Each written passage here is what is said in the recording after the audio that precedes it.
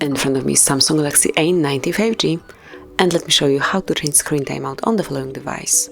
So first of all, you need to reach the settings, then find and select display, and here you will notice screen timeout. Smoothly click on this icon, and now you can pick the preferred option. So you can choose 15 seconds, 30 seconds, 1 to 5 minutes, or even 10 minutes. It's obviously up to you, but I will go with 10 minutes.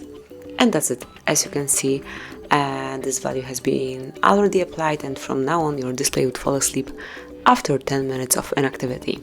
So this is it, that would be all. Thank you for watching. Please subscribe our channel and leave the thumbs up.